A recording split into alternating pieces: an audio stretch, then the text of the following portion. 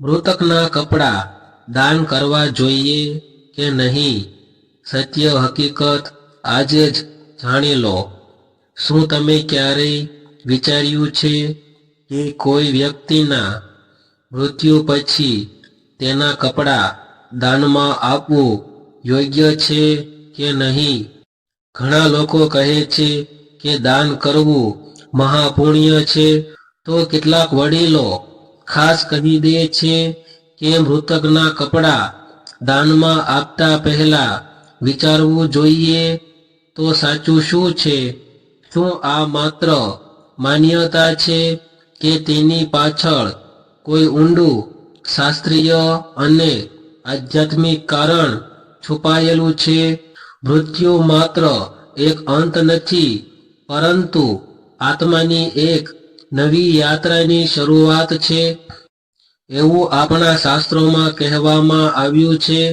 જ્યારે કોઈ વ્યક્તિ આ દુનિયા છોડે છે ત્યારે તેની સાથે જોડાયેલી ઘણી વસ્તુઓ, ખાસ કરીને તેની ઉપયોગમાં આવેલી વસ્તુઓ, તેની સ્મૃતિ અને ઉર્જા સાથે સંકળાયેલી માનવામાં આવે છે. કપડાં એ એવી વસ્તુ છે જે સતત શરીર સાથે જોડાયેલી રહે છે, એટલે તે વ્યક્તિની લાગણીઓ, વિચાર અને જીવનની છાપ તેમાં રહેલી હોય છે, એવી માન્યતા છે. આ કારણસર ઘણા લોકો માને છે કે મૃતકના કપડાં સીધા દાનમાં આપવાથી તેની સાથે જોડાયેલી સૂક્ષ્મ ઉર્જા પણ અન્ય વ્યક્તિ સુધી પહોંચી શકે છે. જ્યારે કેટલાક શાસ્ત્રોમાં એ પણ કહેવામાં આવ્યું છે કે યોગ્ય વિધિ અને સમય પછી આ વસ્તુઓનું દાન કરવાથી આત્માને શાંતિ મળે છે.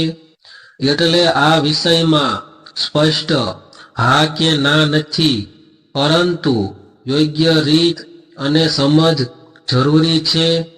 ઘણા ઘરોમાં તમે જોયું હશે કે મૃત્યુ પછી તરત જ કપડાં દાનમાં આપવામાં આવતા નથી. થોડા દિવસો સુધી તે અલગ રાખવામાં આવે છે અને પછી કેટલીક વિધિઓ પછી જ તેનો નિર્ણય લેવામાં આવે છે. આ પાછળનો વિચાર એ છે કે આત્માની યાત્રાને શાંતિપૂર્વક આગળ વધવા માટે સમય આપવો. પરંતુ આજે ઘણા લોકો આ પરંપરાને અંધશ્રદ્ધા માનીને અવગણે છે. જ્યારે કેટલાક લોકો ડરના કારણે કંઈ પણ દાન કરતા નથી. આ બંને સ્થિતિમાં સાચું જ્ઞાન ગુમાઈ જાય છે. તો સાચું શું છે? શું મૃતકના કપડાં દાન કરવાથી પુણ્ય મળે છે કે કોઈ નકારાત્મક અસર થઈ શકે છે? શું શાસ્ત્રો આ વિષયમાં કંઈ સ્પષ્ટ કહે છે? આ વિડીયોમાં આપણે આ પ્રશ્નોના સાચા જવાબ શોધીશું. શાસ્ત્ર, પરંપરા અને વાસ્તવિક સમજના આધાર પર અંત સુધી જરૂર જોવું, કારણ કે આ સત્ય જાણીને તમે તમારા નિર્ણયને બદલવા મજબૂર થઈ જશો. ભારતીય સંસ્કૃતિમાં દાનને ખૂબ જ મહાન કર્મ માનવામાં આવ્યું છે. શાસ્ત્રોમાં કહેવામાં આવ્યું છે કે દાન દ્વારા માત્ર ગરીબ અને જરૂરિયાતમંદને મદદ જ નથી થતી, પરંતુ દાન કરનારા જીવનમાં પણ પુણ્ય અને શાંતિ વધે છે. ખાસ કરીને અન્ન, વસ્ત્ર અને ધનની દાન પરંપરા પેઢીઓથી ચાલી આવી છે. પરંતુ જ્યારે વાત મૃત્યુ પછીની થાય છે, ત્યારે કેટલાક નિયમો અને માન્યતાઓ થોડા અલગ રીતે જોવામાં આવે છે. મૃત્યુ પછી વ્યક્તિના ઉપયોગમાં આવેલી વસ્તુઓને લઈને લોકોમાં ઘણી વિભિન્ન માન્યતાઓ જોવા મળે છે. કેટલાક લોકો માને છે કે મૃતકના કપડાં દાનમાં આપવાથી પુણ્ય મળે છે અને તેની આત્માને શાંતિ મળે છે, જ્યારે બીજી તરફ ઘણા વડીલો એવું પણ કહે છે કે આવી વસ્તુઓને તરત જ દાનમાં આપવી યોગ્ય નથી, કારણ કે તે વ્યક્તિની ઉર્જા અને સ્મૃતિ સાથે જોડાયેલી હોય છે. શાસ્ત્રીય દૃષ્ટિકોણથી જોવામાં આવે તો મૃત્યુ પછીના દિવસોને અત્યંત સંવેદનશીલ સમય માનવામાં આવે છે. આ સમયગાળામાં આત્મા પોતાની યાત્રાના સંક્રમણમાં હોય છે અને ઘરનું વાતાવરણ પણ એક વિશેષ સ્થિતિમાંથી પસાર થતું હોય છે. તેથી જ આ સમય દરમિયાન કોઈ પણ નિર્ણય વિચારપૂર્વક લેવો જોઈએ એવું પરંપરામાં કહેવામાં આવ્યું છે. ખાસ કરીને કપડાં, કારણ કે તે વ્યક્તિના શરીર સાથે સતત સંપર્કમાં રહે છે. તેને સામાન્ય વસ્તુ તરીકે નથી જોવામાં આવતા. માન્યતા છે કે કપડામાં વ્યક્તિની લાગણીઓ, જીવનના અનુભવ અને માનસિક સ્થિતિની છાપ રહેતી હોય છે. આ કારણે જ ઘણા પરિવારોમાં મૃત્યુ પછી કપડાને થોડા સમય માટે અલગ રાખવામાં આવે છે અને પછી યોગ્ય વિધિ પછી તેનો નિર્ણય કરવામાં આવે છે. આજના સમયમાં ઘણીવાર લોકો આ પરંપરાઓને સમજીને નહીં, પરંતુ માત્ર સાંભળેલી વાતો પર આધાર રાખીને નિર્ણય લે છે. કેટલાક લોકો અંધશ્રદ્ધા માનીને બધું તરત જ દાનમાં આપી દે છે, જ્યારે કેટલાક લોકો ડરના કારણે કશું જ કરતા નથી. આ બંને સ્થિતિમાં સાચી સમજણનો અભાવ રહે છે. આ વિડીયોમાં આપણે શાંતિપૂર્વક અને સ્પષ્ટ રીતે સમજવાનો પ્રયાસ કરીશું કે મૃતકના કપડાં દાનમાં આપવું જોઈએ કે નહીં, શાસ્ત્રો અને પરંપરાઓ આ વિષયમાં શું કહે છે અને કઈ રીતે યોગ્ય નિર્ણય લેવો જોઈએ જેથી આત્માની શાંતિ અને પરિવારના મનનું સંતુલન બંને જાળવી શકાય. મૃતકના કપડાં દાન કરવાના વિષયમાં શાસ્ત્રો અને પરંપરામાં બંને પ્રકારની વાતો જોવા મળે છે. એક તરફ દાનને મહાપુણ્ય માનવામાં આવ્યું છે, તો બીજી તરફ મૃત્યુ પછીની સ્થિતિને ધ્યાનમાં રાખીને કેટલીક સાવચેતીઓ પણ જણાવવામાં આવી છે. આથી આ વિષયને સમજવા માટે સંતુલિત દૃષ્ટિકોણ રાખવો જરૂરી છે. શાસ્ત્રો અનુસાર મૃત્યુ પછીના પહેલા 10 થી 13 દિવસને સંક્રમણ સમય માનવામાં આવે છે.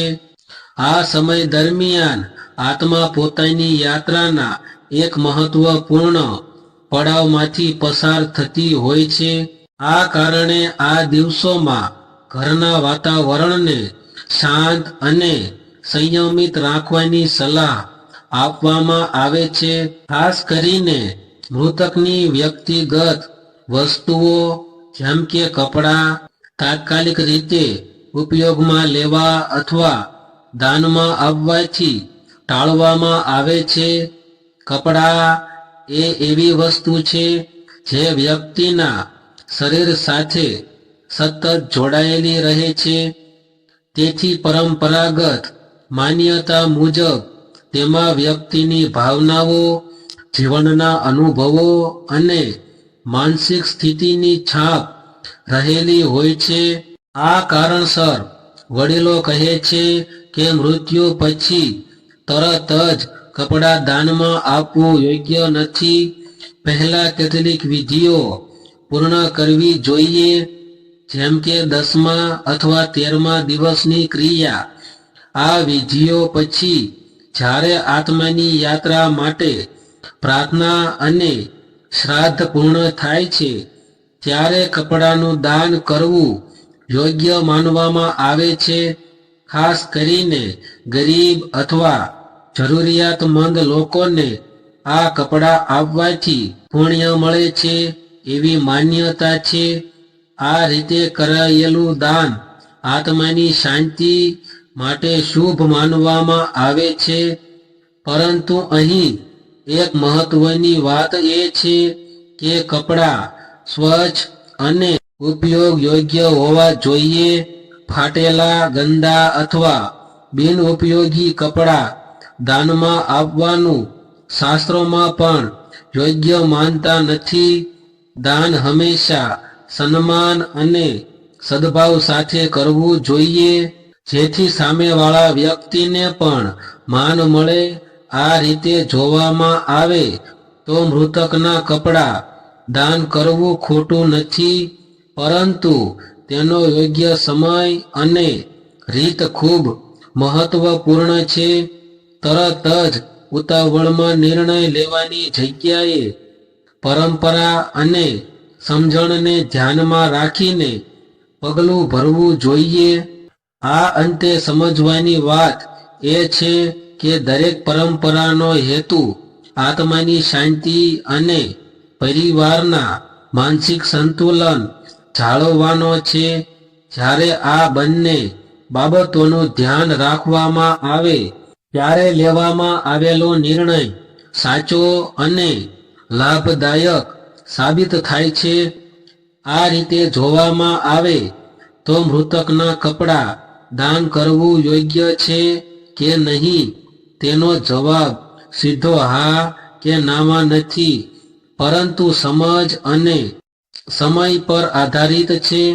શાસ્ત્રો અને પરંપરાઓ આપણને ઉતાવળમાં નિર્ણય લેવા કરતાં વિચારપૂર્વક અને યોગ્ય સમયે કાર્ય કરવાની સલાહ આપે છે.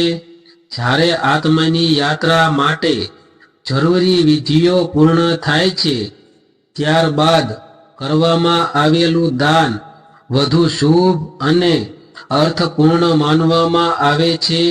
આજના સમયમાં આપણે ઘણીવાર પરંપરાઓને અંધશ્રદ્ધા માનીને નકારી દઈએ છીએ અથવા પછી ડરના કારણે કશું જ નથી કરતા. પરંતુ સાચી સમજણ એ છે કે દરેક પરંપરાની પાછળ કોઈને કોઈ તર્ક અને અનુભવ છુપાયેલો હોય છે. જ્યારે આપણે આ વાતને શાંતિથી સમજીએ છીએ ત્યારે જ સાચું જ્ઞાન પ્રાપ્ત થાય છે.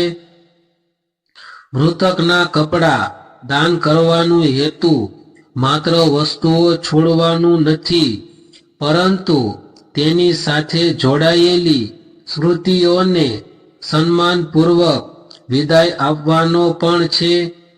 જ્યારે આ કાર્ય શ્રદ્ધા અને સદભાવથી કરવામાં આવે છે ત્યારે તે આત્માની શાંતિ માટે પણ શુભ માનવામાં આવે છે અને જરૂરિયાતમંદને મદદરૂપ પણ બને.